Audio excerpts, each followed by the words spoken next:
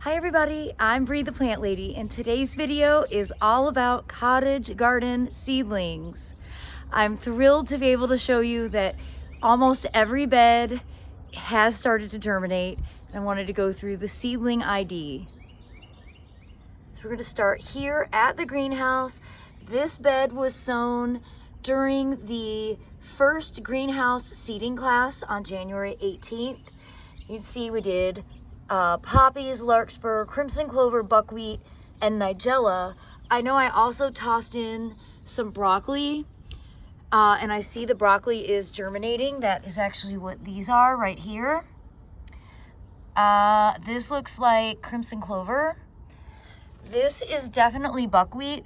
Now, buckwheat isn't frost tolerant, so we'll see how it does. I usually would recommend waiting until late February, early March to do your buckwheat. We did it early. It's growing right now. You can see a lot of good germination on that buckwheat and crimson clover. Then we seeded a bunch of poppies and larkspur back here, and I'm thrilled to show you that the poppies are in fact germinating. That's what those tiny seedlings are there. And as I pan up, it's really hard to see, but there's like a hue of green, and those are all poppy seedlings. And we just had 2.5 inches of much needed rain, and that is definitely what has stimulated all this germination. Now, I'll confess that most of my cottage garden beds I wasn't watering, but this one I actually was watering. So it wasn't as bone dry as some of the others. So that did help increase its germination rate. And these germinated more on the normal schedule compared to some of the other beds that I think took longer to germinate because we've just been really, really dry. Now the bed on the other side of the greenhouse, which is much smaller, it will eventually become larger, but for this season, we just did this little triangle. This got done the day after, so January 19th. And these poppies actually germinated a couple days before the other side. Again, I have been watering this because the hose is right there. So there is a lot to be said for the convenience of watering, making it, well, something that you'll actually do versus it feeling like a chore. So these poppies are looking good. I'm really pleased to see solid germination throughout the whole bed. You can really see. And again, with that bowling method for getting the seeds distributed, I'm not going to do any thinning on any of my beds. I don't believe in thinning. The times when I've done it, I've lived to regret it. All the plants end up falling over, and you hardly even get to enjoy the display. So here, underneath the big taxodium, pan up so you can see this fabulous tree, which is a deciduous conifer. So I'm taking advantage of the winter full sun nature by growing seasonal annuals, knowing that this isn't full sun in the summer. In fact, it's very shady. So we sowed this on December 31st, and poppies, larkspur, nigella. So the poppies germinated last week, and this is one of those beds that didn't germinate as quickly because it was so dry. And here are poppies. Now I know these are close together, but again, I'm gonna let them figure it out on their own. I'm not gonna go ahead and thin. They don't transplant well, so there's really no point in putting forth that effort. It doesn't make sense to try and transplant these. Your success rate will be so low that you'll really you could literally do anything else. It'd be better use of your time. But lots and lots of germination here. I am over the moon thrilled because I really,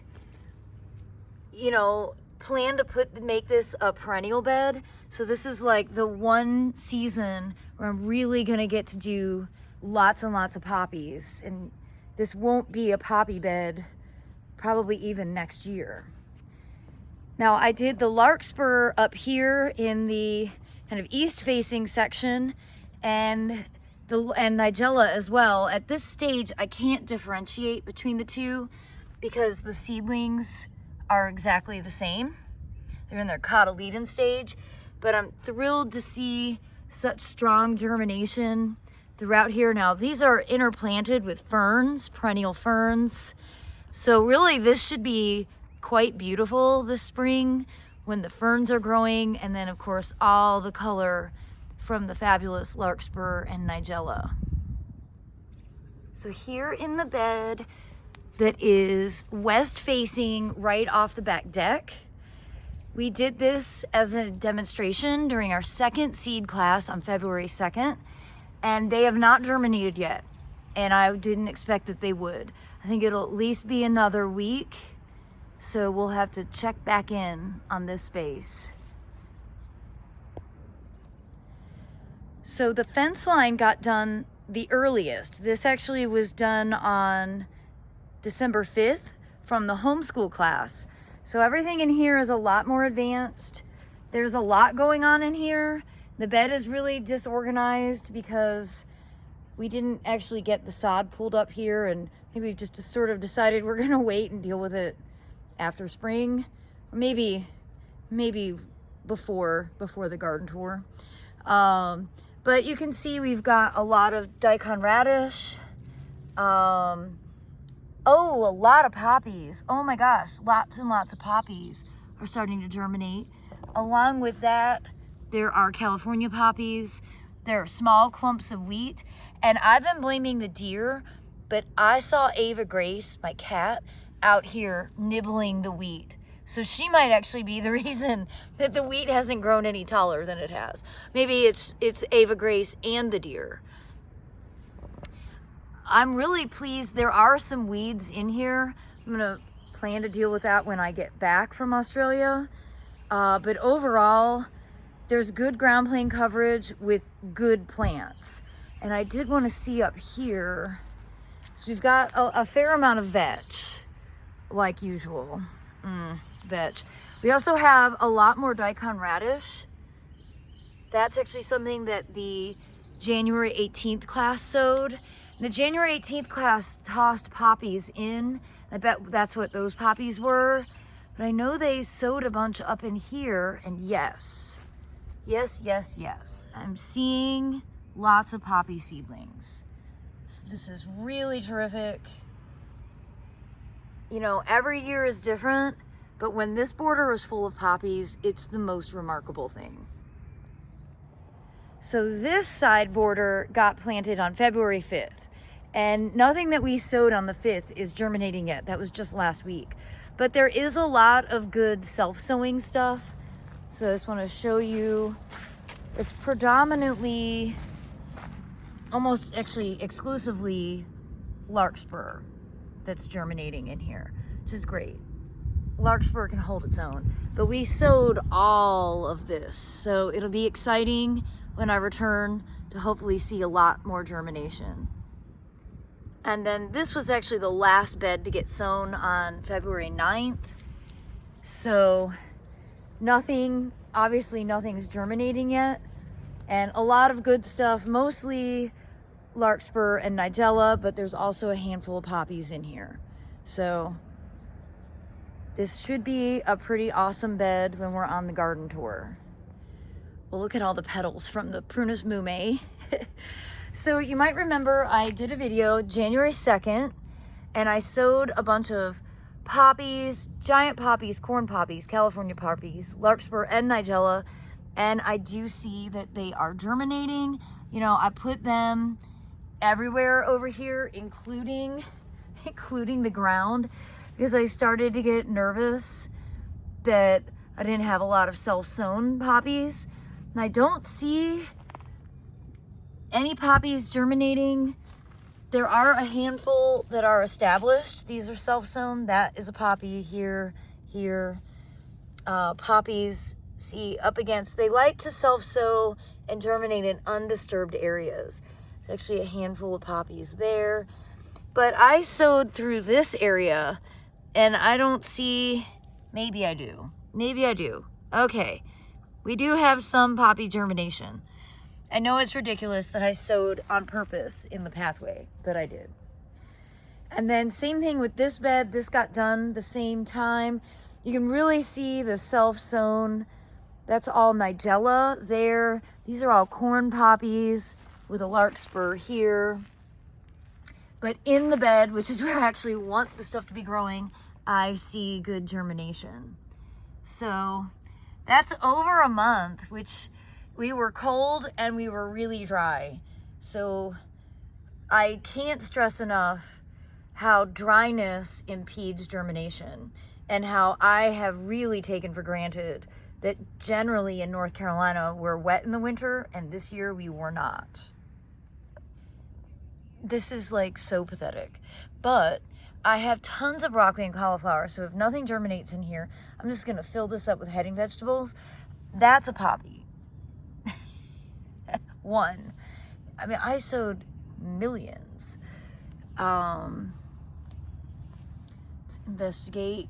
We see anywhere else. See, this is all bad. This is that Velcro weed. Oh, but there's poppies. Let's get this clump out of the way. Here are some poppies germinating. Okay, along with some bad stuff. Of course. Can't have the good without the bad, right? But overall,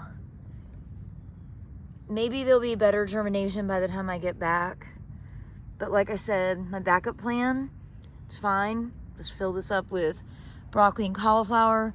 The little bit of self-sown arugula is looking great, and I need to really start harvesting. It's already starting to bolt.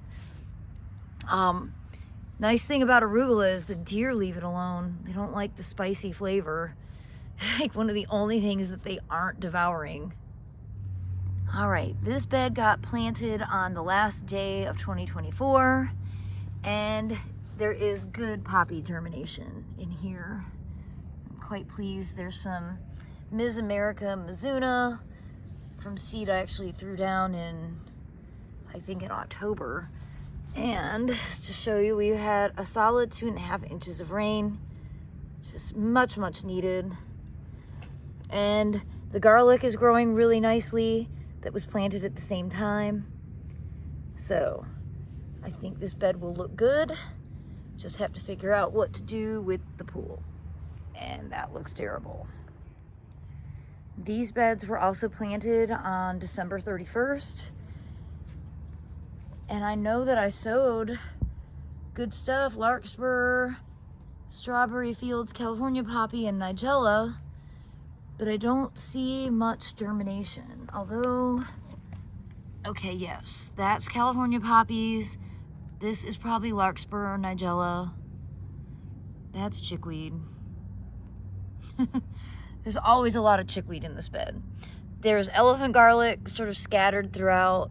Oh, and I am seeing good germination over there. Okay, whew. Starting to feel a little bit better. Good large self-sown larkspurs. So that is always a nice thing when the garden does it itself. A nice looking poppy there. Oh yes, good poppy germination through here. Okay, weeds. The weeds will be here when I get back, so I'm not gonna worry about those right now. It's really encouraging to see some of the good stuff. You can't beat self-sown though, because they're always the biggest. And as we walk over here, I planted clumps of, I can't remember, wheat or barley. Those are all growing quite nicely, along with some garlics. Now this is the bed, the first bed that I seeded, and it has been really sluggish to germinate. So first of all, let's just look at the date that I sowed it on.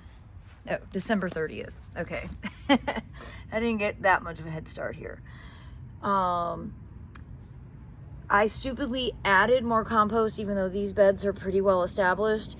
I probably would have better poppies if I had just not added soil and let more self-sown stuff show up, because see, these are all self-sown corn poppies. I seeded larkspur, nigella, Pandora corn poppy, candy floss bread seed poppy, and cilantro. So actually, I think that might be cilantro. These are definitely California poppies.